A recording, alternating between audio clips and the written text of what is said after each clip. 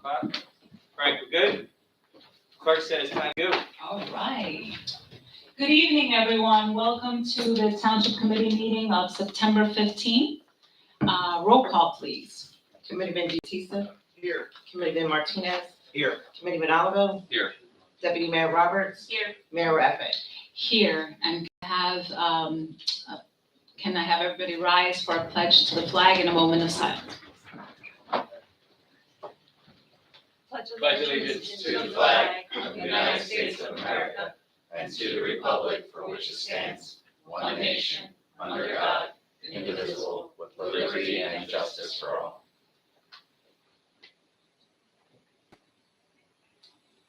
Thank you.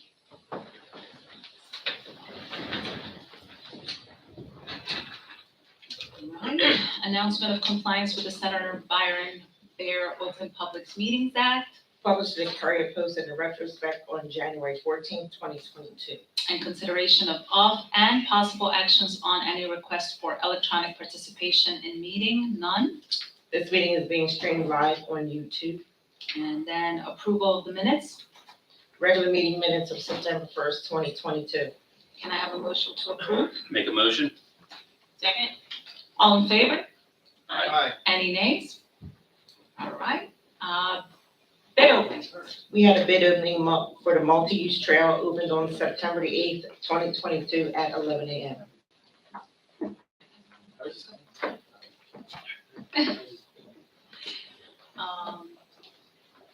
Okay, can I have a motion to acknowledge? So move. Second. All in favor? Aye. Any nays? All right. Ordinances on second reading, public may comment. 2022, semicolon 23, an ordinance amending the code of the Township of Pennsauken, Chapter 299, entitled Vehicles and Traffic. This is for a handicap spot on Bruce Avenue. Okay, thank you. Can I have a motion to approve on first reading? I'm sorry, that's second reading. Oh, sorry, second reading. Make a motion? Second.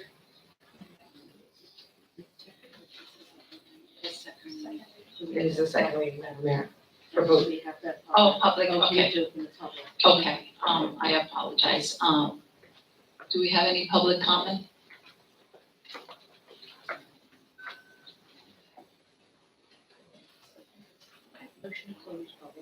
Okay, I guess motion to close public comment. Make a motion? Second. Committeeman Di Battista, Yes. Committeeman Martinez, Yes. Committeeman Oliver, Yes. Deputy Mayor Roberts, Yes. Mayor Raffet. Yes. We need a motion to approve it. Okay, so can I have a motion to approve on second reading? Make a motion? Second. Committeeman Di Battista, Yes. Committeeman Martinez, Yes. Committeeman Oliver, Yes. Deputy Mayor Roberts, Yes. Mayor Raffet. Yes. 2022-24, ordinance authorizing the assignment and amendment of that certain real estate tax exemptions agreement between the Township of Pennsauken and Pennsauken Senior Towers Urban Renewal LLC in connection with the Pennsauken Senior Towers Affordable Housing Project. Okay, seeing no public comment, can I have a motion to approve on first reading? I'm sorry, Madam Mayor, that would be second. I apologize. Okay, no.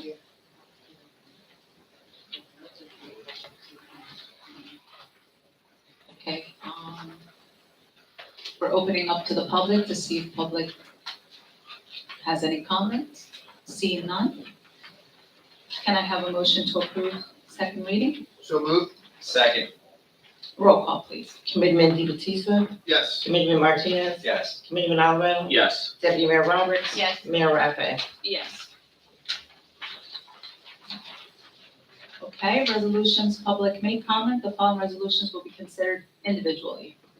2022, semicolon 368, resolution accepting the 2021 municipal audit report. Okay.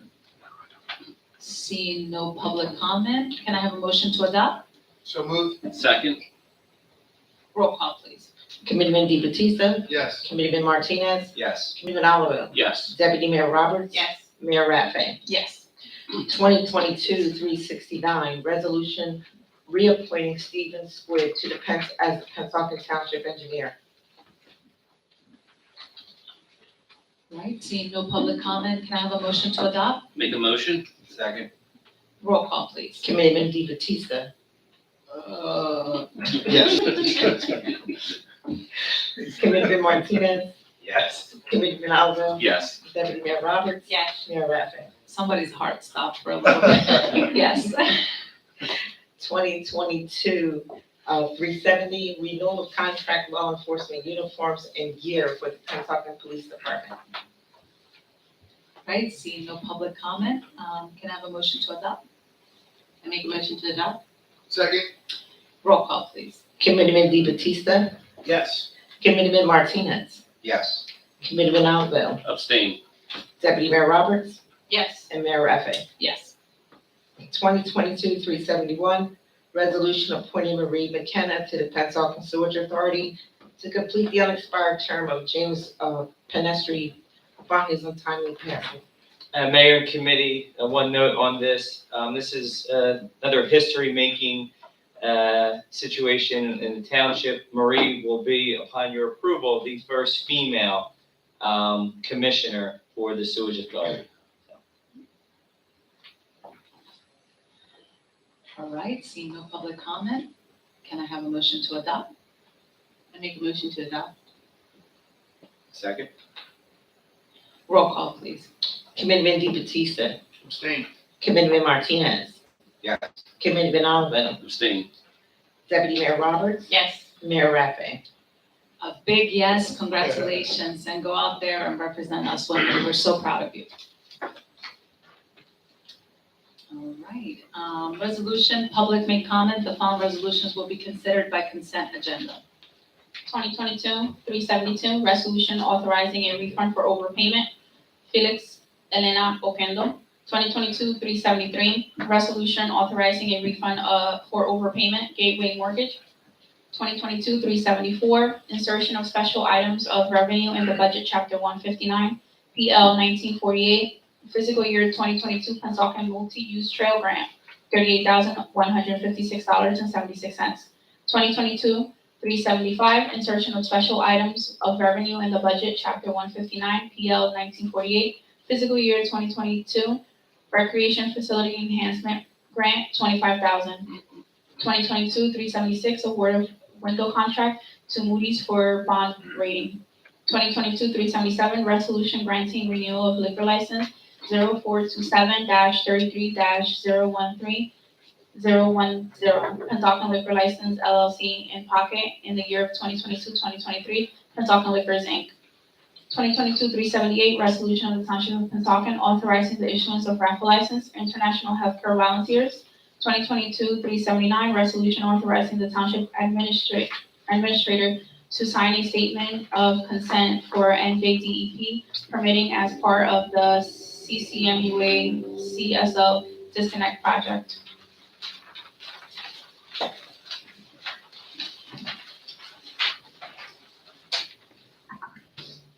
All right, thank you, Anna. Seeing no public comment, can I have a motion to adopt? So moved. Second. Roll call, please. Committeeman Di Battista, Yes. Committeeman Martinez, Yes. Committeeman Oliver, Yes. Deputy Mayor Roberts. Yes. Mayor Raffin. Yes. Okay, items of discussion, economic development, Larry Cardwell.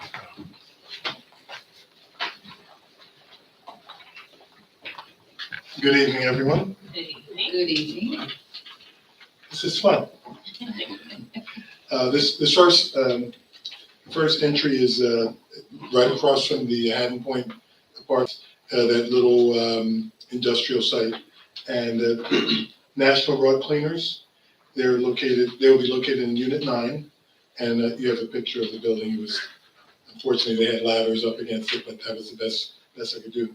But they're going to take about 4,200 square feet, and they'll start with 2 employees. They're hoping to grow to 8. They just do rug cleaning. Their hours are Monday through Friday, 8 a.m. to 6 p.m.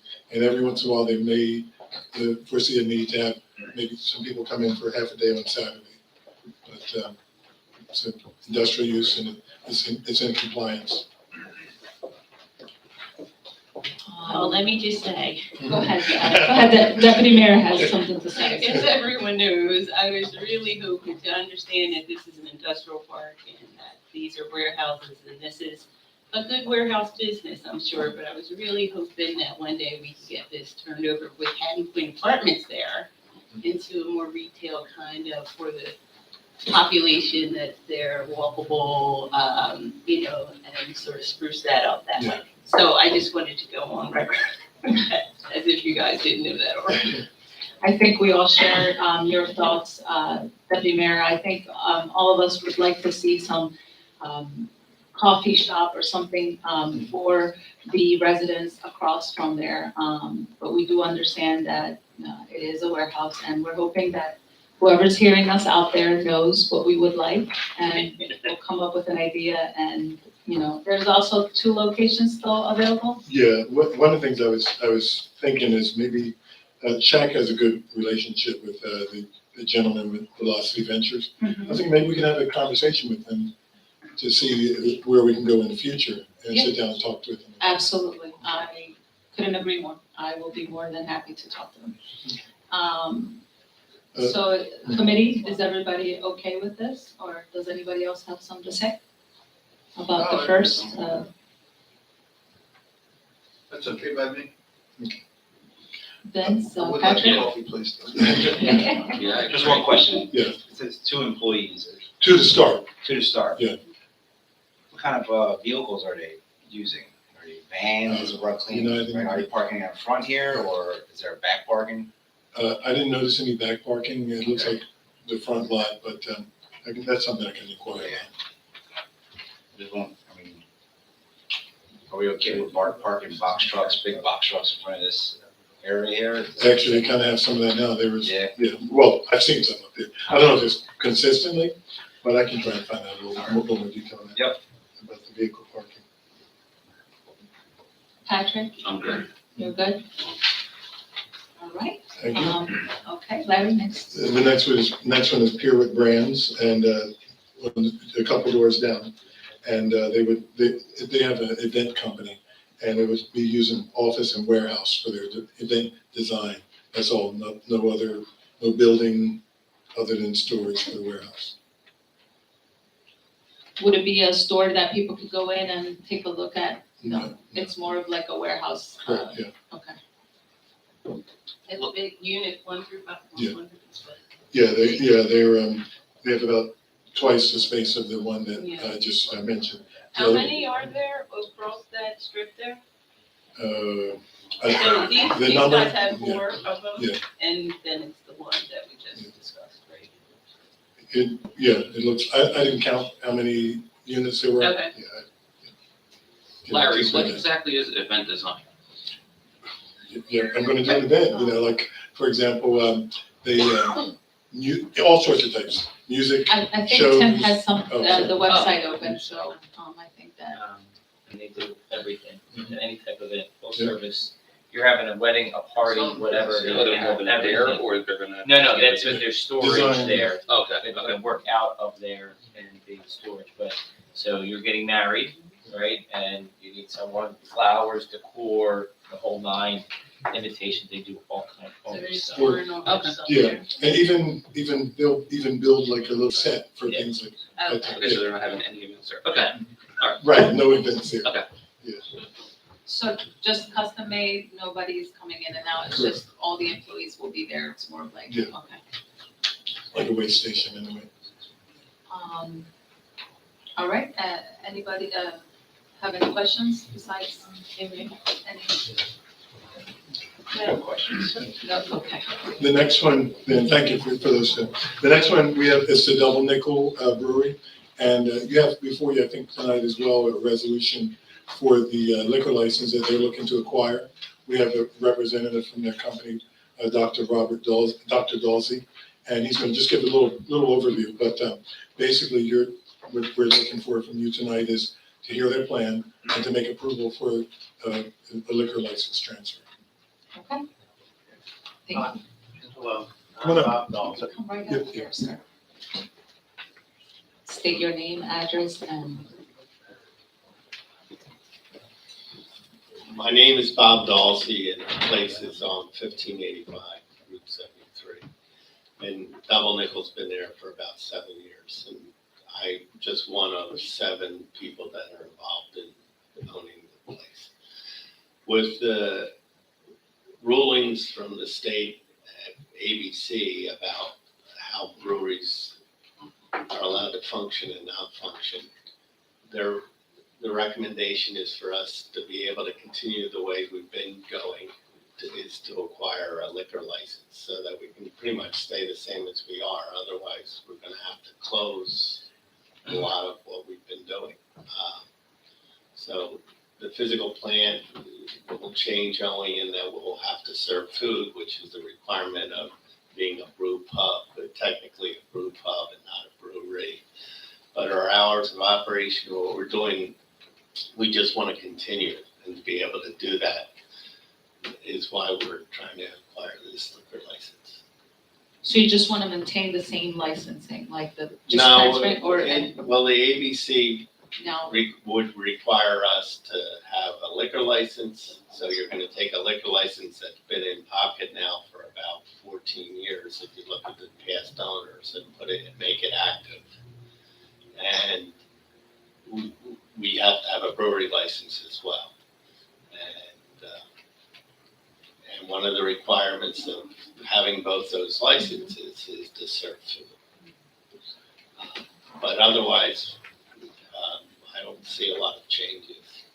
So you install a kitchen. Yeah, So we'll I guess have a my kitchen. question is, what type of, you're acquiring an in-pocket liquor license from whom, and which class license is it? It's a liquor license from I think Pennsauken it's Pennsauken LLC, the one that was activated a few minutes ago. I think it had some Well, actually, tax, or reinstated because of tax liens or something.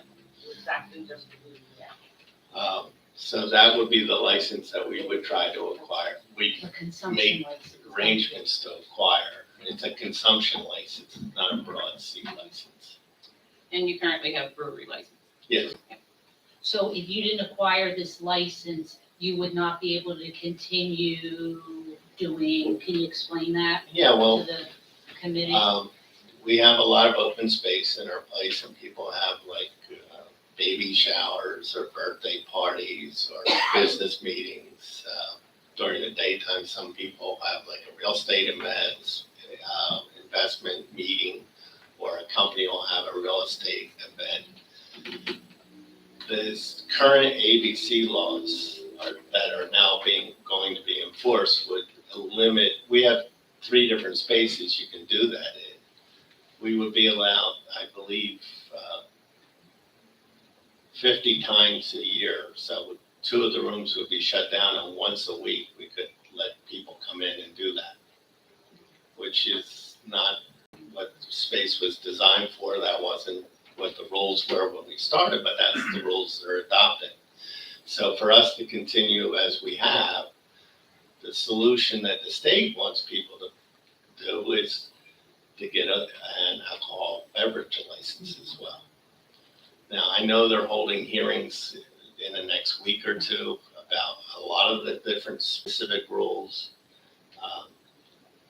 There's a lot of problems with them because some breweries are 500 square feet. Some are buildings 20,000 square feet. The current rule says you're allowed 2 TVs in a building. That doesn't make sense when I have 10,000 square feet and 4 rooms. That makes perfect sense for a guy who has 500 square feet. So all those things go away if I get a liquor license, become a brew pub. That's consistent with my understanding that the state has been putting more restrictions on these programs. Kind of branch out to the next They want to restrict them from doing certain things. committee. Do you guys have any questions? So if you become a brew pub, you're no longer just, will you be able to sell other liquor besides the stuff that you guys are brewing now? Now you become a bar. I guess technically you would say we become a bar. We could by having a liquor license, we'd be allowed to serve other alcohol, but we have no particular intentions to do so. Right. But for example, my daughter got married there. With the new laws, she couldn't have a toast, no champagne. So that kind of thing, yeah. But do we plan on extending our hours or changing the people that we built the place for? No, we want to keep it the way it is. So We're trying to stay the way we are. They're just so trying to- everybody kind of understands here, so a brewery's license is a lot cheaper than the pub license, right? Yeah. So people can, for a very nominal amount of money, begin a business, start growing their own stuff, meet whatever requirements are, and head out and start it. Now what they're kind of saying is, you guys are kind of getting squeezed down, and in order to kind of do what you're doing currently, you have to step up to the bigger license that anybody would if they had a regular That's exactly. liquor license bar. So now, in essence, you're turning into a bar, although you are brewing and selling your own liquor. Yes. Okay, makes sense, just so everybody will paint it with a broad brush here, you know? And now you're gonna be able to provide food as well, like We have to. yeah. We don't have a choice. I mean, So you're gonna have to have a kitchen now. yeah. You guys gonna do like a grilled chicken club? Grilled chicken club. And prior, you weren't allowed to do food. Right, Right. exactly. Right, that's, they go from one extreme No, down to the other. I'm not allowed to sell a bottle of water to somebody right now. Got it. Which, to me, they need to look at it and Right, change that, but I can't, wait. yeah. We love your business in town. Yes. We're Yeah. happy to see you guys are obtaining this license. We think it's a good thing for the township. Okay. Mayor and Yes. committee, you could always put, whatever type of restrictions or non-restrictions that you want on the license. Well, I'm okay with it, I mean, Okay, okay. great. Okay. Thank you, Doctor. Thank you so much. Now we're gonna have a presentation, it's gonna be small, or not real long, but, Acreage Holdings, they already have a license approved by the state, and they have a relationship with the state already for the retail cannabis. And they have a location that they've identified, and they're gonna give a little brief overview of their project.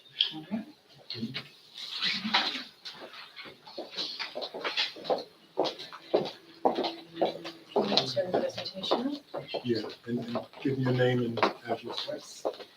Good evening. Thank you for having us here. My name is Ellen Deutsch. I'm very privileged to lead market development for Acreage Holdings. Can you use the mic or Oh, sure. can we turn that to you? So Sure, there. thank you. Thank you. I can be dangerous with this. I promise. I gave that up. So in any case, again, pleasure to see all of you, and I lead market development for Acreage Holdings. And with me tonight is Sharon Ali, who is our Senior Vice President for the Mid-Atlantic region, encompassing New York, New Jersey, and Pennsylvania, and also Lindsay Shepard, who is our Director of Compliance. And of course, being in the cannabis business, compliance is of critical importance, and we enjoy a great relationship with the Regulatory Commission here in New Jersey, thanks. No small way to Lindsay.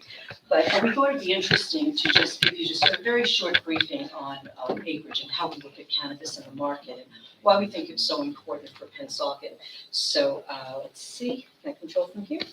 Yes, you should. So I'll tell you a little bit about Acreage and the market and why we think we could be a great partner for you. And we're looking at a property at the corner of River and Spencer, which is currently. Sherman, I'm sorry, please, Spencer, sorry. Which is currently undeveloped, and we have some exciting ideas that we're looking forward to sharing with you tonight. So to tell you a little bit more about Acreage, our mission is we really want to provide access to cannabis for the benefits of patients, especially, and for adult use, and have the benefits of cannabis as properties really be available to consumers and to patients. And we started out really doing a lot of medical work, and now, of course, have moved into adult use.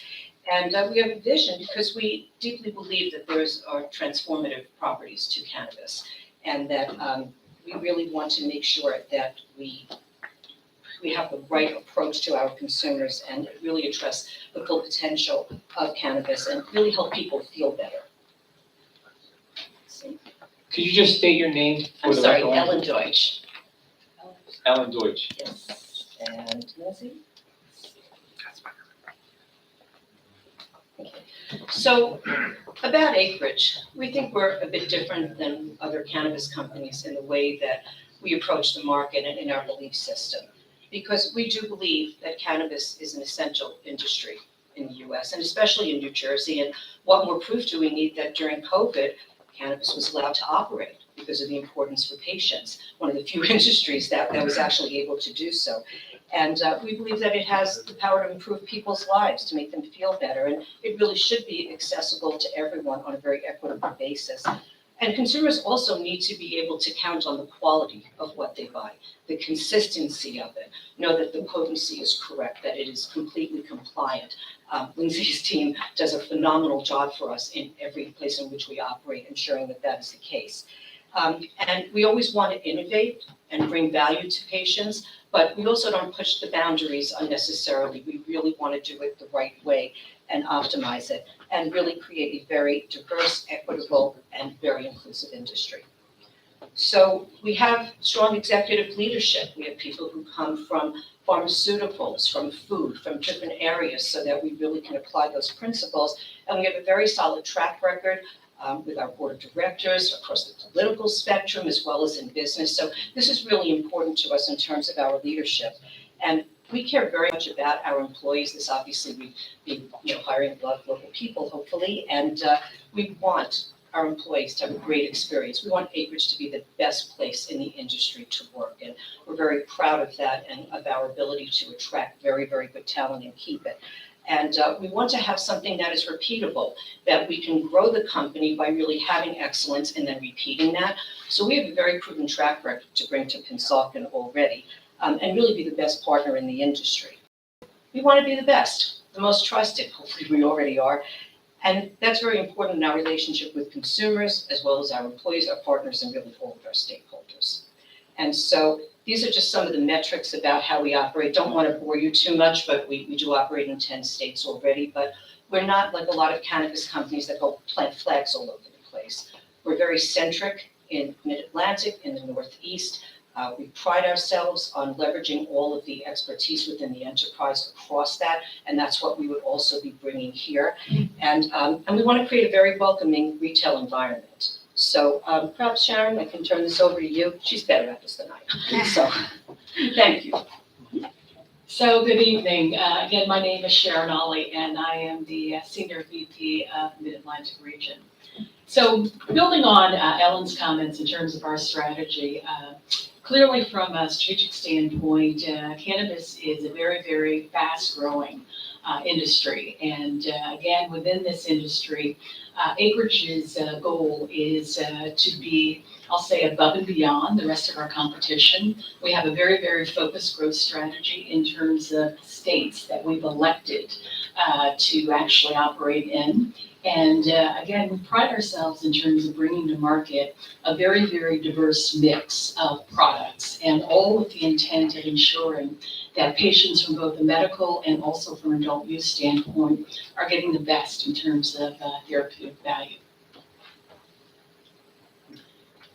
As far as our house of brands, again, this just gives you a sense. We operate in every segment of the business led by premium flower. If you look across the industry, by and large, premium flower is the lead form. It is the form that consumers, by and large, feel is most accessible. And again, we pride ourselves in terms of the quality of flower that we're bringing to market. Above and beyond flower, we also provide vapes and edibles that, again, are crafted with natural ingredients. So the key thing here is that we look to satisfy every need from a patient standpoint. Our stores, again, when you think about the quality of the retail experience, you want to be in a position that you're engaging from a dispensary agent standpoint with people who know the business, and they're able to actually educate you as far as the various forms and the therapeutic value. So again, that's something that we're very, very focused on in terms of the quality of training that our dispensary teams receive. Again, in terms of our strategic footprint, it's very, very focused, especially in the Northeast. The region that I have responsibility for, which is New York, New Jersey, and Pennsylvania, easily, if you look at the population, it's 40 million people. And you've obviously got a mix of states. New Jersey is both med and adult use. New York is on the cusp of going to adult use, and Pennsylvania is going to be coming along, we hope, in the near future. As far as our New Jersey operations, our hub is based in Egg Harbor. We have a cultivation and processing facility over 80,000 square feet. We also have our lead dispensary in Egg Harbor. That is both a med and adult use dispensary. We also have a dispensary in Williamstown, which is both adult and med. And Atlantic City has opted to stay med, which is the reason why we're looking at transferring our license from Atlantic City to ideally Pennsauken. In terms of adult use, very, very historic occasion, April 21st. On April 21st, we actually opened the doors to adult use. To say that it was an historic occasion is probably the understatement of the year.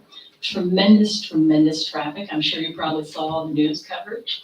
And I would say that in the preparation for adult use, tremendous preparation, clearly just given the nature of the industry, a whole slate of regs relative to adult use, the licensing, the reporting requirements in terms of patient access, the segregation of med versus adult use. So again, we did our homework and we were ready day one. And the traffic obviously bore that out, significant increase in terms of traffic. And as we're looking at how the business is actually unfolding at this point, 70% of the patient base is adult use and 30% is med. This just gives you a sense, since April, and again, the start of adult use, we've seen a significant growth curve. In April, it was 34 million. As of July, we're closing in on 60 million. For year one in 2022, they're forecasting that the market will be over 775 million. And for 2023, it will easily top $1 billion. So it's a huge, huge growth market, tremendous opportunity. And again, we just want to be in a position that we are partnering with ideally Pennsauken to be able to bring these products to patients. In terms of just kind of giving you a sense, what we're looking at here as far as dispensary is we've done a conceptual rendering as far as the outside. Again, this is just kind of a work in progress, but wanted to share with you the look and feel as far as the professionalism that we're bringing to the area. And I'm going to ask Lindsay to talk about exactly what the features are. Lindsay. Yes, so my name is Lindsay Strickler. I'm the Director of Compliance and Regulatory Affairs for Acreage Holdings. So customer and consumer safety and security is a big thing that we always focus on. You know, anyone who's entering our facility, we want to make sure that they feel safe at all times. So making sure that we have safety protocols in place to ensure that if there is an emergency, we get everybody out in a safe environment. Potential drive-through for pre-orders. Obviously, we would make sure that everything is okay by the state and by the local municipality in order to do that. But then that would also help us in traffic flow within the parking lot. We do have a large parking lot in this location that we are looking at, which would hopefully have no disruptions to local traffic. And then our premium brands and products in all forms, they're all obviously state grown. And then in compliant with state regulations. And then, you know, like Sharon said, we have an established brand name in New Jersey for quite a while here. So we just briefly talked about the traffic flow management. Again, the safety and security. We want to make sure that, you know, we have a very safe location for everybody, including our employees. Product quality, control, and safety. Again, we take it very seriously. So Sharon will always say she does not like looking, she does not wear black and white stripes very well. And there is no gray area with the state.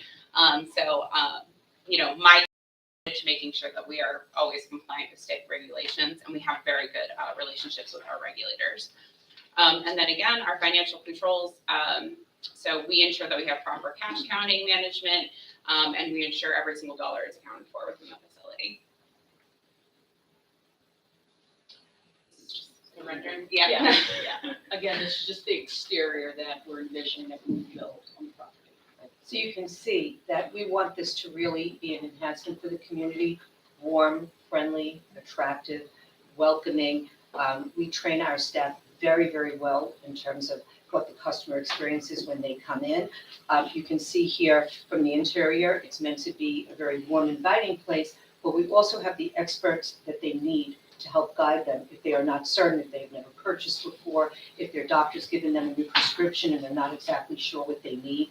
And that's why I think our customer retention is normally extremely, extremely high, because it's very critical to us to build that trust, build that relationship, and to make sure our employees are extremely, extremely well trained. So this is just a rendering.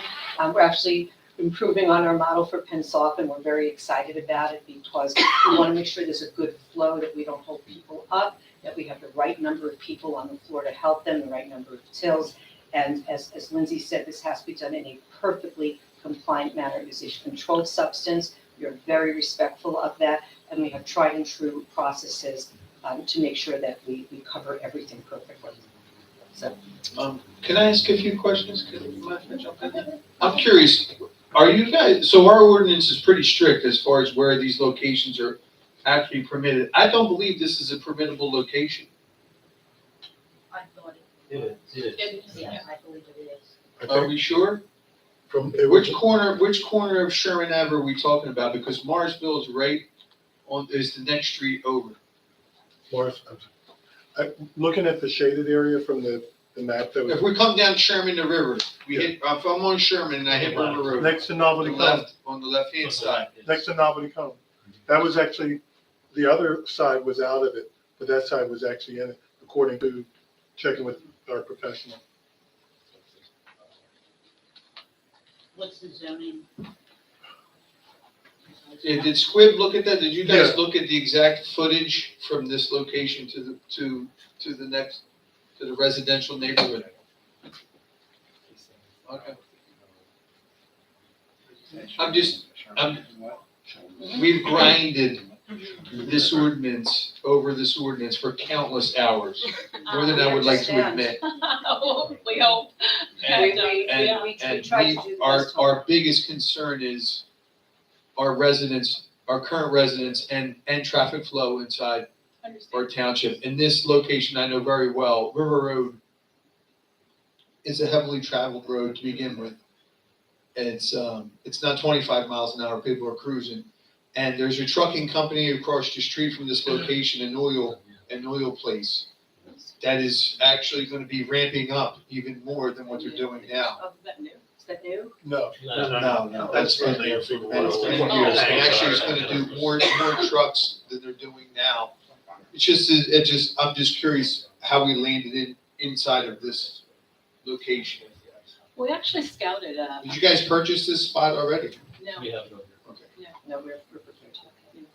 Yeah, we actually did a tremendous search even before choosing Pennsauken, and we just thought, the neighborhoods, and again, we're very sensitive to that, and we are Yeah, sensitive I to get it. traffic. I mean, so- but you guys, in all fairness, you guys are in the business to make money, Of course. and that's cool. And our business is to protect the township, and these things are very important to us. We understand that this stuff comes with a lot of flash that says the town's gonna make a lot of money. I get that, you know, we need revenue to survive.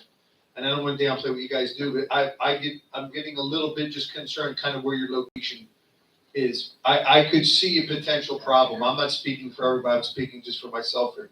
I could just see a potential problem here with the volume. You know, what is your anticipated volume? I mean, how much do you guys plan on doing a year? Is that a stretch to ask? To be honest with you, everybody loves telling us what they plan on making. No, again, just based on the size of the market, we've worked with our finance team, and we're estimating on a year one basis, something in the neighborhood of $20 million year one net revenue. Yeah, it's a lot of money, I get it, and it's I mean, all right, I don't mean to cut you guys off. The No, building no. looks beautiful. I would love to Thank see a building like that inside of our township, and we obviously have passed this kind of stuff. I just, we are very, a little bit crazy about where this stuff actually lands. Absolutely. Understand. No, we Respect that. tried to do all the right homework to make sure it was clear, but there's three things that I think our experience really helps with this. One is that, again, not everybody has time to come in. No one wants to wait online. We are expert at pre-ordering and really meeting the customer's needs. So And the then have a pre-order drive- stuff, though, people wind up just being lined up in their car outside of your place Well, they waiting can for come their, in, they for their can number come to in. be called to come in. We will have a And special. we've seen this stuff, that's I hate to cut you off, I'm not being rude, I apologize. But I've seen this, these places are wildly successful. Yes. There is cars everywhere. I'll tell you that. It's a good thing, I'm not saying it's a bad thing. We've had somebody present at a location on Route 70 that we all collectively love. We think it fits perfect with traffic flow. It's near none of our residents. It would affect nobody that already lives in town. You have multiple streets to get to your location that are residential streets. You're near a huge soccer complex that is seconds away from where you guys are located. Bethel Ave is the next street. People could cut down Bethel to get down to Sherman. Sherman itself off of Westfield Ave is almost all tractor trailer. It's not like, I don't know where you would come in from. You're gonna come in off of Route 130 or Route 73 onto River Road. I'm just saying, it's just like logistically, Yeah, no, it stinks for location. I don't mean that you guys stink. You guys look awesome. I just think that location could affect a lot of our people in a negative way. So in the spirit of this, let me just say this, that 5 years ago, when I was asked to be part of an application for Prime Wellness Pennsylvania, and had a lot of interaction with South Heidelberg. And I'll tell you, in the spirit of this conversation, one of the things that they also had some concerns with was just traffic flow. And what we decided to do is to partner on a traffic study. So again, we're very, very conscious, and in the spirit of partnership, would certainly look to do the same Yeah, thing. your traffic study is not gonna work out well, and especially because of this trucking company that is about to unload a gazillion gallons of oil into trucks. It's not, I gotta tell you, if I would have seen this location before tonight, I would have told somebody we should probably pump the brakes on that spot. That's my take on it.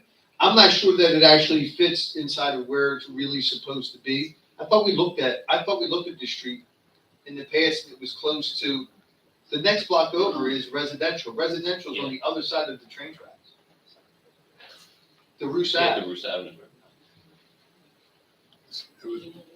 And we're near a recreational park. I mean, I think there's some stuff. Say it, what zone? I don't recall the zone. It was either LI, it was one of the approved zones, but the line where it's drawn kind of cuts through the property across the street. But this one is actually within, according to Steve Squibb's calculations. It was enough, it was over the 450 or 500 feet away from the residential. Yeah, that's why they settled on that one. If we can mention one other thing, because we actually take this extremely seriously on two fronts, because you're right, that this is a business, and as much as we help patients and so forth, we do have a responsibility to all of our employees and stakeholders. It is for profit, but there's three things that we've actually learned very well. There's no point doing pre-ordering if then people still have to stand outside or stand inside. So we have learned how to have the proper queues inside and the proper dedicated spot that anybody doing a pickup who has pre-ordered, and we encourage that. We have great e-commerce online capability in order to do that. So our objective is to get them in and out as quickly as possible. The part about having a drive-through relates to that if they don't want to have to come in, and there is property there that we've been working on so we can extend the number of parking spots. We are very, very sensitive to parking. and we were looking at having the 2 curb cuts, if that was approved, so that you could come in one side, go out the other, whichever would help control traffic better. So we're open to learning about that a little bit more. We also will have kiosks when you come into the location, which you could see hopefully in the nice picture that we showed you, so that when we have our representatives there, we bring you to the kiosk, you can order quickly. The last thing we want to do is delay people who come in and out. We want this to be such a friendly, easy experience, non-intimidating, very informative, and especially for patients who come in sometimes and they need a little extra help from us. We're very sensitive to that. So in no way, shape, or form, having people lined up, having too many cars is not good for our business. It sounds like it would be great for numbers, creates a terrible customer experience. Our whole objective, and we've actually had a lot of practice at this, is to not have that queue and not have so many people waiting. And by having the right number of kiosks inside, the right queue for people to line up inside, having dedicated people to process the transactions compliantly, who are very well trained to do that. It's to expedite customers through as quickly as So we can. how many customers come to one of your locations a day? Would you want to estimate that, Sharon? I mean, it Yeah. depends on the 20 location. million, 20 million in revenue equals how many? Yeah, how many so, people? so for 10 million? example, in Egg Harbor, which is our largest dispensary, on average, we're looking at, over the course of a week, 700 patients. It's about 100 a day, 10 to 12 an hour, so it has to be a manageable volume, and we also may create special hours just for medical patients in certain locations. We try to do this in a way that is user-friendly for the community and to service the community the right way and have all the right safety protocols. We're very sensitive to the environment. Lindsay spoke a little bit about traffic. We're very, very sensitive to not wanting to create traffic problems, which is quite frankly why we thought a corner with a drive-through with 2 curb cuts would actually take care of a lot of that. The last thing we want is a buildup of cars, and we will hire the right number of people and have the right number of people inside and at the tills to keep this going. Otherwise, people won't want to come back if it takes too long. You don't want to stand online. I don't want to stand online. Linda's going to also speak to one of the regs, which deals with wait times, so. Yeah, so we actually have to report daily and weekly on our average wait time for any of our medical patients. We're down to 0 to 5 minutes for a transaction. So CRC is very much on top of that. If we go anywhere above 10 minutes, they're going to start hounding on us. So we've really tried to figure out that workflow, that customer kind of in and out, same with the medical patients as well. Also, we do have designated medical hours and then designated adult use hours. So right now, we're typically doing 2 hours per day, strictly for medical, and we cannot do adult use sales whatsoever during those medical hours. Again, that's something that we also have to report to the CRC, and we take that very seriously. So what do you need from the township with respect to transferring your license from Atlantic City to Pennsauken? We need a letter of approval that we would be approved to be able to do business in Pennsauken, which would then be submitted in our application to CRC. Like a letter of support? Correct. Yes. And that would be with your application? Yes. Okay. If the committee is okay with this and we move forward and the letter and all that, what is your ramp up time to shovels in the ground till doors are open? So there's going to be a time where CRC is going to have to review the application from time of submission. So depending on when we get all the deliverables back, it's about 5 to 6 weeks for a review period for their board to approve it. And then at that point, then we're going to have to hit construction, everything else, and kind of figure out a good timeline in order to switch because we're going to be moving the store from Atlantic City to Pennsauken. So we won't be able to have a huge disruption in operation at that point. So we have to work very closely with CRC as far as getting that timing kind of figured out. But if you guys want to talk about We've also kind of looked at that again from a speed to market standpoint, right? So we've been looking at a combination of prefab and construction. So if you get a letter of approval, is this address gonna be on there? Yes, yes. It has to be specific. It has to be specific. Yeah, and, we'd love to look at, by mid next year. We want to be very realistic about the construction timeline. If we're going to do this the right way, as beautiful as you see the design, we want to put the effort into it, and we're gonna navigate the flow of patients the right way, which you don't really even see represented there because it's just a rough. So, it's very important to us to get this right. And so, and given our architectural expertise, we think you'd be very, very pleased with the results. Larry, this is actually, in compliance with our LI, Yes, LA zone. it's the LI zone, the one that And it's so many feet from the residential. That was what I was getting to required understand. By the ordinance. Yeah. We'll just have to double check that, make sure. Yeah, we just have to make sure that, because we course, did understand. look at everything and we wanna make sure that we cross all the Ts and dot all the Is and make sure that, you know, our residents are taken care of and that course. you guys also have a benefit, but we Understand. we want it to be as smooth as possible, we don't want chaos. Township committee, anybody? What does security look like? Rigorous. Very. So the regulations for security are very tight in New Jersey. So we have 24/7 oversight on cameras. We have outside motion detectors. We have outdoor lighting. We have security personnel actually on site during operating hours as well. We have a silent alarm, burglar alarm, every single alarm. We also have remote capability in order to check in on the camera. So if a motion detector would go off, we could easily remote in to be able to check what's going on. And then, you know, if we would get this approval, obviously we would work very closely with the chief of police or police here as well. We would have them kind of do a tour, do a walkthrough. So they're very familiar with the facility in case of an emergency. And then be able to have, you know, a really good communication line at that point too, in case we have any issues. Can you remind me what you said your hours of operation would be? What are we doing in Newport right now? 10 to 7. 10 to 7. Every day? Yeah. 10 to 7, even on weekends?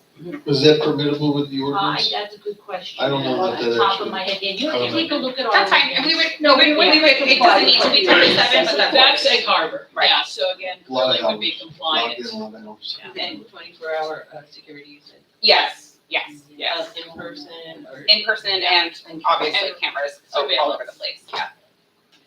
Yeah, ordinance requires a security plan that has to be approved. Yep, by of the course, police. of course. So it's all. That would also very have to go in specific. with our CRC And I think application some of too. the residents also like, they fear that, you know, there's gonna be, a lot of people just smoking or out Yeah, out it's not there. permitted So, on yeah, premises. it's not So permitted. we Not don't permitted. want them just to like hang out, it's not. No, hang and out. there's They're not allowed, signage and right? there's security actually We on just want site. in and out. and- Well, Our that's license another actually problem with the demands- location, though. There's a park right down the street that we're putting $500,000 into. It's already an issue for people hanging out and smoking weed, right now. It's just, Those are probably minors, unfortunately, getting it illegal. I mean, you will see that the I mean, people you who can buy say our that, product but we're typically not- go home We're not and, hundred you know. percent sure on that. We're just trying, to me, I wish you guys were saying, we want to come to Pennsauken. Do you have some ideas for locations? Here's a location we were thinking of.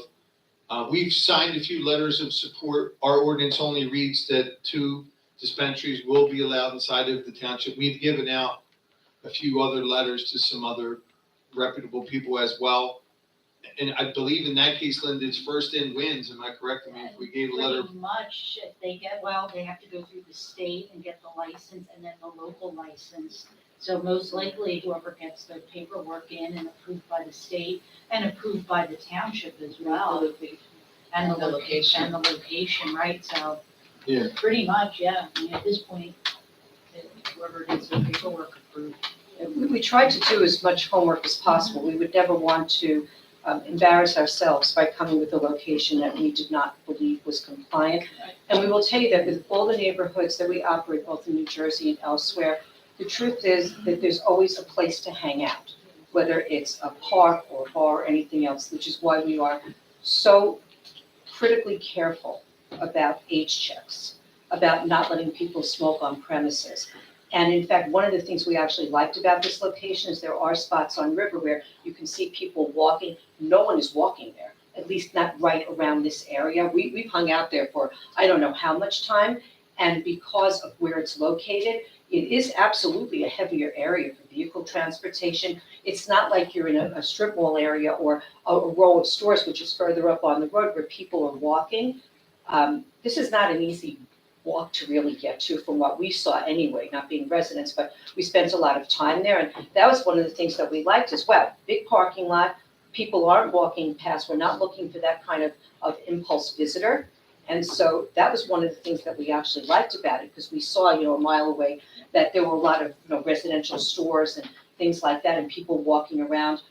We did not see anyone, the whole time, and the number of times we've been there, we did not see anybody walking, because there's nothing else there to attract them.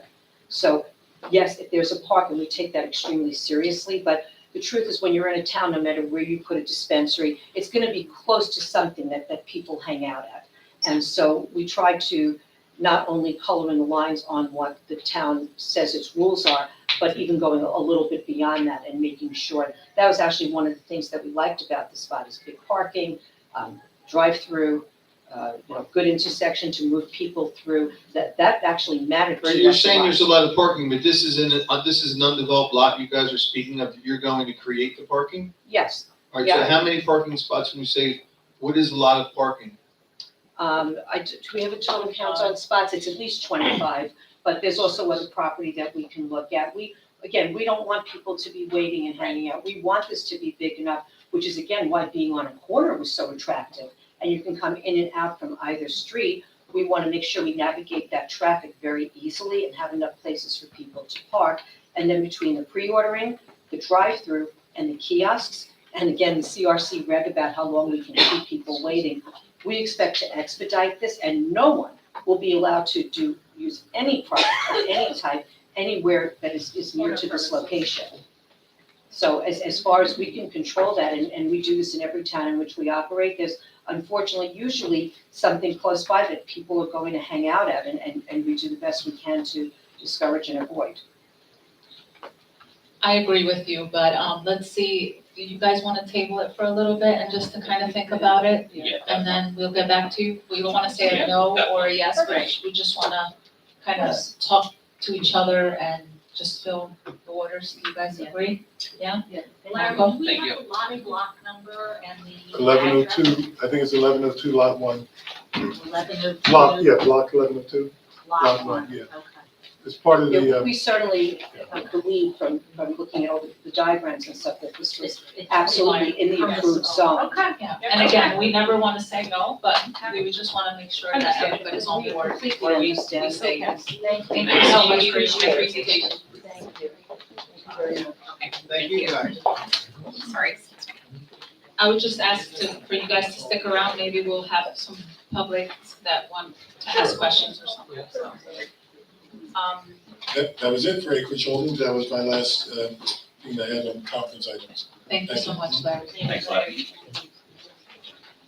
All right, so public comment, can I have a motion to open the floor for public comment? So moved. Second. All in favor? Aye. Any nays? All right, the floor is open for public comment. Anybody want to?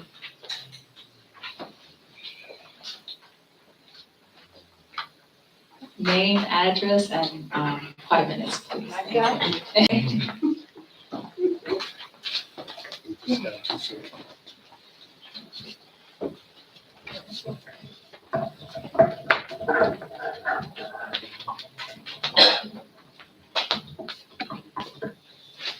My name is Carol Gonzalez, and I live at 6135 Pleasant Avenue, and I've been in this township now almost 33 years.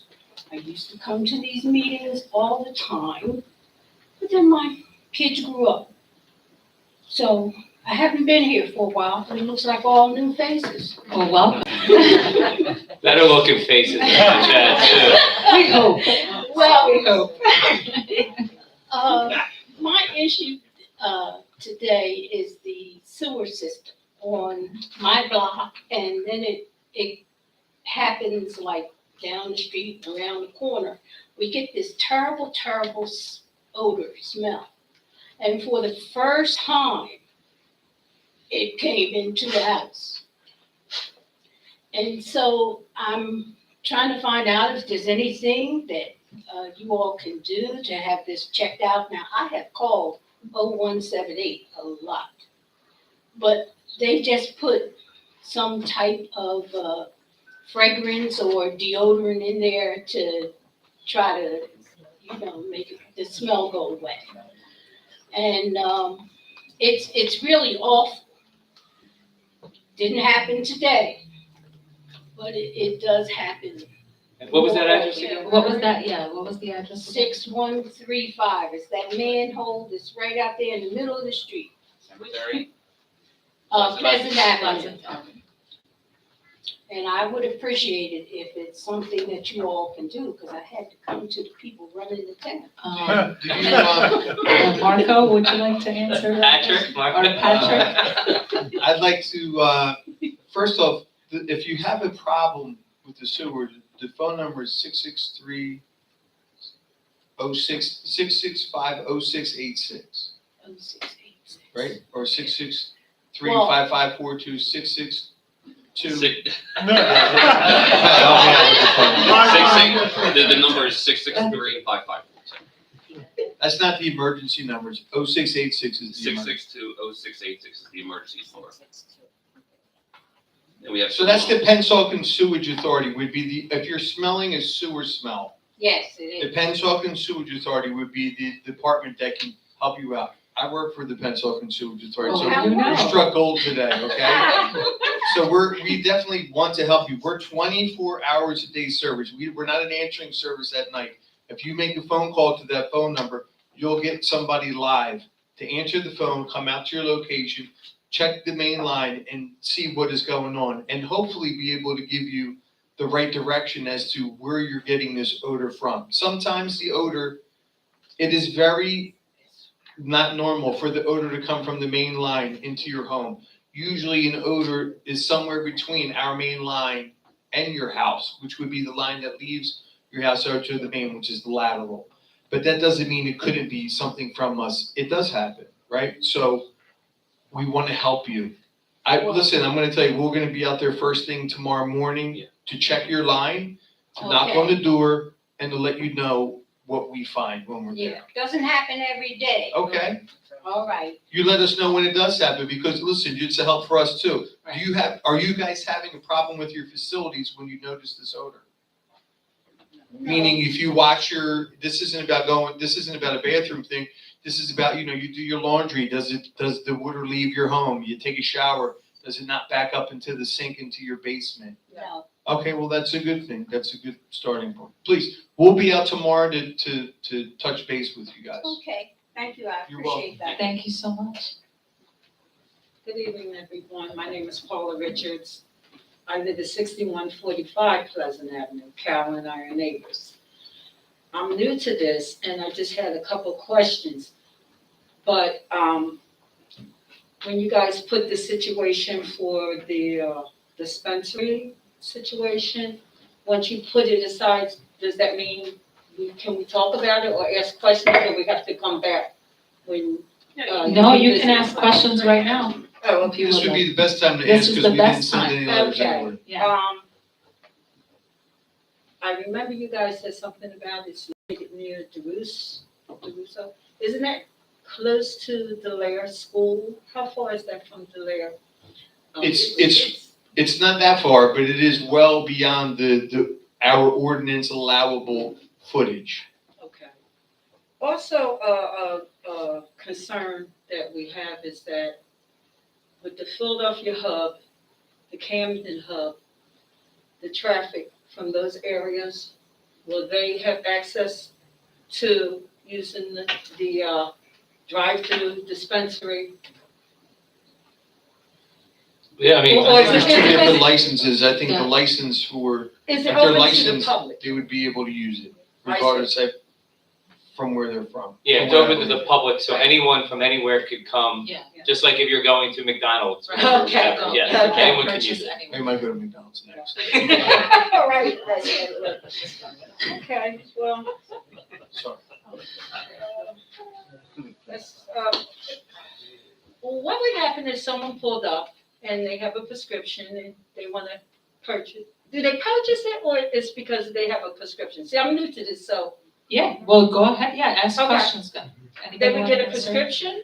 For a medical patient, you have to have a patient certification and then you have to be registered with the state. So you would bring, your patient certification into the facility with your photo ID, and then you would be able to be dispensed whatever your allotment was for your medical condition. I see.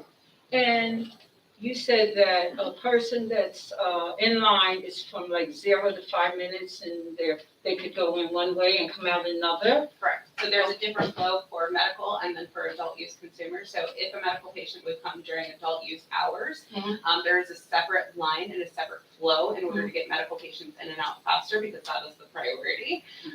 So that's, again, 0 to 5 minutes as soon as the patient arrives to the time they leave. Okay. And also, what happens if there's someone that, let's say for the adult person that wants to get the, what happens if they, they're in the car, they get it, and they decide they want to sit there, they want to get a little puff, eat some, whatever? No. So we have security on premise, so that would not be allowed whatsoever. And if they violated that, we could potentially ban them from the dispensary. And actually, our ordinance does not Yeah, it's not allow allowed for for on-site over. consumption, so nobody can have on-site consumption. Got it. in this establishment. All right, well, that answers some of our questions. We have some more, but we'll entertain them another time. I'll be back next Thank month. you. 'Cause I have some more. Okay, thank you. And Mr. Jones, also, if you want, you can call the mayor's assistant at any time. Yeah. And if you have any questions, anything comes up, I mean, you're more than welcome to come to the meetings. We love seeing everyone, but if anything pops up, you're more than welcome to do that as well. Yes, It's absolutely. extension 152. These are the numbers. This is the emergency and this is the office. Okay? Thank you. You're welcome. You're welcome. I had to double check the website, My name is Patricia McGee. I live at 7148 Will Goose Avenue, Pennsauken, New Jersey. I did not plan to speak until I heard the presentation. I have been coming to township committee meetings for 40 years, and you do look better than the others. Thank you. Guys, It's on record. we're ending on a high note. I just wanted to ask one question, because, well, first of all, I want to thank the care you seem to be taking with this whole cannabis issue, especially the committeeman, the person down at the end who's asked all those questions. But I'm still not, what is bothering me is that I'm not hearing this clear statement of, yes, this is an area where they can have it, or no, this is the area that they can. And this gentleman back here is, as far as I understand, I just want to know for sure if this is an area where they are allowed to have this dispensary, considering the fact that its location is near a residential, some of our residents. And I appreciate the gentleman who asked so many questions, and I just want that to be clarified, that's all. Thank you so much. Thank you. And it's clear in our ordinance that it is allowed in that area, for sure. And part of the ordinance is 500 feet from residential. For schools, it's 1,000 feet. So for here, it's 500 feet. So that's only limited places throughout the town that marijuana in general can be sold. So that is why we go back and forth, because we want to make sure that it is allowable. And it is very hard because there, as you know, what they were saying, there is schools, there is parks, so we want to make sure that we pick the right location and that we're not, And some of the, I guess, confusion is based upon the way the map or the way we've done this is to put it in very certain spots. It's very limited, and depending on the different zones and the footage, it gets a little crazy, and it's difficult at times, but it's 500 feet from residential and it is allowed in the zone.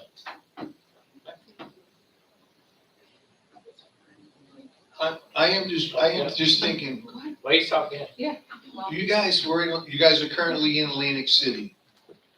So you had just the medical, you obtained the recreational, Atlantic City is not allowed recreation. right, so that is the reason for wanting to leave. Good evening. My name is Patsy Bates. I live at 7137 Waldorf Avenue, and I've been a resident here in excess of 40 years. My concern is, or my question is, are new residents in the township informed of ordinances regarding property maintenance and trash collection? I have new neighbors who've been here about a year and a half, not quite 2 years, and they either do not know the procedures or they're just not complying. I did speak with code enforcement last summer, and an inspector went out, and in a couple of days, the lawn was cut and everything. The residents only, I think maybe once or twice after that, made sure the lawn was cut and looked nice. We're now in the next summer, and I don't think they've cut the grass more than twice. I did take pictures here today, a couple of hours ago, if you'd like to look at them. Yeah, sure.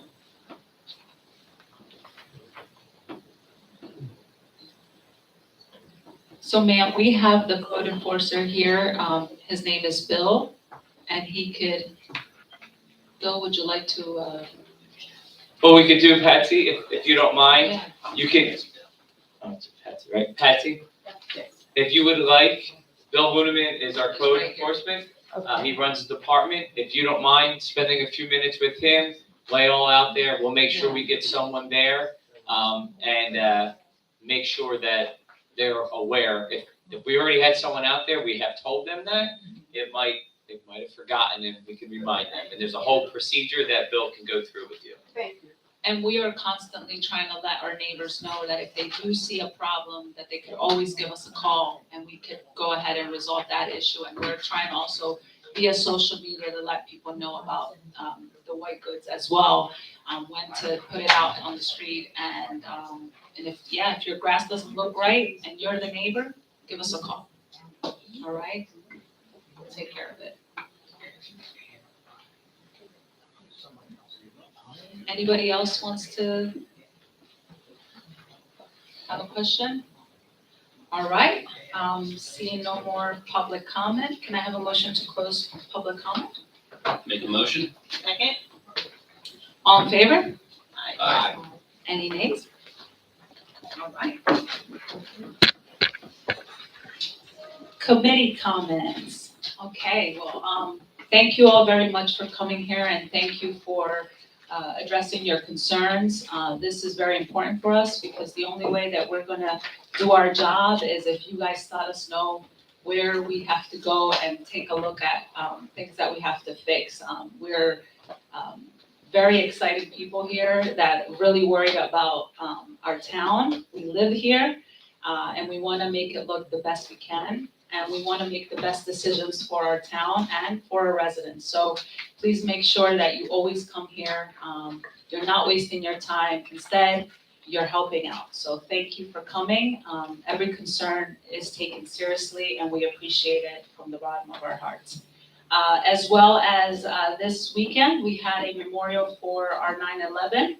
I just want to thank all of our first responders for being there, all of our residents and neighboring residents who come and help year after year, a day before September 11th, and they put out those flags. And it's a very beautiful event just because we want to remember and we'll never forget. So I just want to thank every single person who go out there every single year. It's a beautiful event.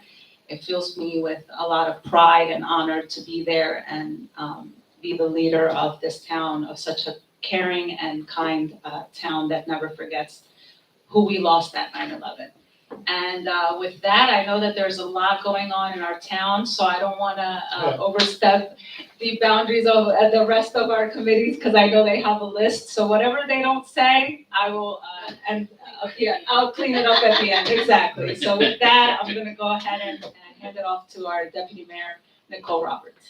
Good evening, everyone, and I'd like to also say that it's good to see our residents come out and with any concerns, your concerns are our concerns, and we're here to serve you. So thank you for being here, thank you for your questions and concerns. And we do really appreciate you coming out and bringing our attention to things that we need to know, and sometimes we don't know. So it's important that you have that voice, and it makes us happy to see that you feel comfortable coming to do that. We're here to serve. So moving on, we have, Mayor and I have a Facebook Live coming up on September 21st at 7 p.m. So with all the wonderful concerns and questions you had tonight, this is another opportunity where you're live with the Mayor and I. You can join Facebook Live. It'll be about an hour long. If you have questions that ahead of time, please do go to our website and submit those questions ahead of time. So we're prepared to give you the answers. And if not, then get on, and we are there to answer any questions and to give updates on what's going on in the township. So we're excited about that. Also, the mayor and I will be going out to visit some of our small businesses and sort of highlight the small businesses that we're so proud of. We're proud of all of them, but to actually put a spotlight on some of them, we're going to go out and do a sort of live broadcast, really quick, in and out, so that in about 2 weeks or so, I think we're going to do that. So look out for that, so that, I mean, there's a lot of new businesses, a lot of new small businesses that you may not know about, and if we can highlight them, bring your attention to them, we'd like to do that. And we're trying to put together a not a final, but an end of year senior event. We had a wonderful senior appreciation day earlier in the year at the Pennsauken pool. It was awesome, and I think that everybody had a good time. Everyone loved the bingo, so we're trying to put that together. Please look out for that also. Spread the word to the seniors. I think that they had a really good time the first time, and hopefully we can duplicate that energy and excitement. And I think that's about it. I want to say happy Hispanic Heritage Month to everyone. And I think that did you take it from this? I think everybody stay safe. Have a great weekend. You started a trend, you know?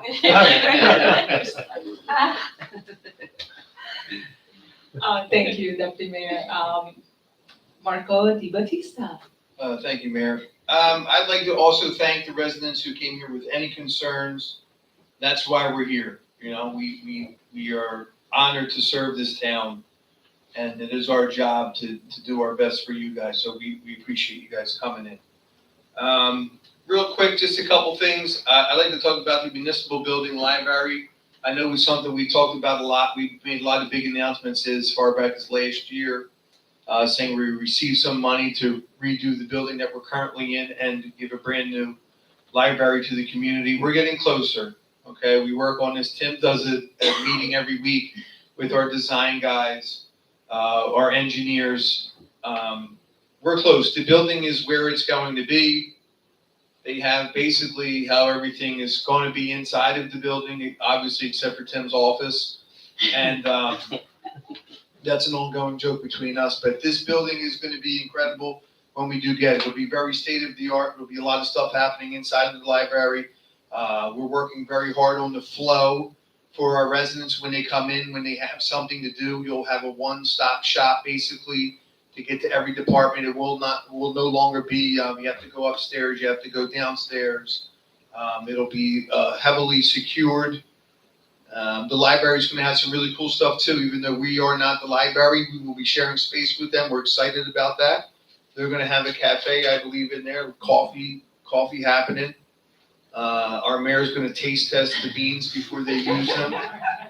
It'll be really cool. So We're both the coffee lovers, yeah, so we're both do. going to. Absolutely. And it will not break ground this year, but we are very close. It's a process, to say the least. But we're super excited about when we do get this building. So just that's my 2-minute update on that. And just to piggyback off of the 9/11 stuff, you know, the memorial we have across the street is amazing. We have a beam from one of the towers in place. We have the rendition of our first responders, and not only the first responders, but a regular person as well, not just a first responder, just to represent all the people that were affected on that terrible day. And it is great to see everybody come out and help us put the flags in. Now, I can't lie, when we take the flags out, it's a drop in the bucket compared to what it is when we put them in. But it is really awesome to see everybody come together, and we thank you guys. So I'll leave all the cool stuff coming up to the rest of the crew here. So thank you. Thank you. Committeeman Vince Martinez. Thank you. To piggyback off Marco, I also want to thank the residents that came in today. We appreciate you guys coming in. We don't catch everything on a day-to-day, but we are here to serve you and to take care of any hardships that you might have while living here in our town. So I appreciate you guys coming in today, so thank you. Just a couple things. Oh, Nikki, thank you for recognizing the Hispanics and Latinos. Appreciate it. Some things that recently happened in town. The boat dock has gone through some renovations, some signage to mitigate some issues that we had at the boat dock have been completed. With that being said, the float dock will be closing in November. So if anybody has a boat or anything, you might want to get to it. It's going to get cold. Lastly, one of our flagship fields, Walton Nagorski, this weekend will be holding a college showcase. This is great for the local kids in our area that are uncommitted, looking for a college to go to. It will be looking at 23, 24, and 2025 students. There'll be up to 30 colleges at the Walton Nagorski field. This is a great opportunity for those kids to find a home as far as going to the right colleges. I also want to thank Public Works for getting all that work done on those fields. I know it can be consuming sometimes, but we want this field to look great for the kids that could possibly have opportunities for their future. That's all I have for tonight. Thank you. Thank you, Commitment. So yes, that's a great event. So good luck to all those kids. Hope they find the colleges they want to attend. Commitment, Patrick Alvo. Thanks, Mayor. And thank you everyone for coming out. Like the rest of the committee said, we're very grateful for Pennsauken residents, and we actually encourage you guys to come out and give us your questions and concerns, because this is the front line here, and we'll make sure that we take care of all that. So thank you for coming out, guys. A few events that's going on. The Car and Bike Show is this Sunday, September 18th, from 11 to 4 on Maple Avenue. It actually looks like we have good weather, but if something crazy happens, rain date's on Sunday, September 25th. And also one more event. We have the fall cleanup with the Environmental Commission and Parks and Rec, October 1st. That's between 9 and 11, and the two locations for that is at the boat ramp, which Comedian Martinez was talking about, and the Pennsauken Country Club. And we have one more event, October 15th, but I'll leave that for Mayor Rob. Mayor Rob. Okay. Thank you, everyone. Thank you. So yes, October 15th, from 12 to 4, we're going to have our Fall Festival. And this is a major event. I'm not taking credit out of the other events that we have, but this one is well attended. And every year it gets better and better. And this year we're going to do a little bit something different, which is basically showcase the diversity that we have in our town. We want to make sure that people that want to be represented could come in and, have a table with, their flags, and to talk a little bit about where they're from and where they come from, or where their cultural outfits, whatever they want to do. So just please let us know if you want to be part of this event, because we want to showcase the great diversity that we have in our town that we feel so proud of. And there's also going to be 4 rides this year. So it's going to be really cool. So if you have a chance, stop by with your family and your kids. It's for all ages. So we'll see you there. And it's free. And it's free, exactly. And the bicycle parade still, right? And yes, and then there's a bike parade that day, right? Yeah, I believe it starts at It 9 o'clock starts- for a tripod, right? Right at 9, yes. So if you have a bike and you want to go ahead and kind of start off that day, it's at 9 o'clock, and we're going to have a bike parade before our fall festival. So Who do you contact for that information? you can contact Juan or PensaukenEvents.com. PensaukenEvents.com. This is a There team you go. effort up here. We're trying. Pam's Yes. told me. So we have a lot of hard workers trying to come up with events for our town. Actually, this year we came up with a lot of events and a lot of, events for our kids as well. So a lot of our youth were very busy this summer. So we want to thank everybody involved, all of our employees that were part of the volunteers as well. So thank you, thank you, thank you. This is only going to get better. And our Facebook Live, it's going to be on September 21st at 7 o'clock. So if you want to go in and check it out or just support, go right ahead. We're going to answer some questions about the white goods. If somebody's putting out there a sofa and then they don't know who to call, if you're the neighbor and you know that you could call Public Works, please do. It takes a phone call. You don't have to go and knock on their door and say, hey, call this number if you don't want to kind of let them know what to do. Instead, you're the neighbor, just call and say, hey, 2613 has a sofa out there. Can you come and pick it up? And they'll be happy to do so, and they'll leave a little note for the residents so that they can call for future, white goods. So we're trying to help each other out. Again, you can't, you can't clap with one hand. You need two hands to clap. So we need, a team effort here so we can all help each other out.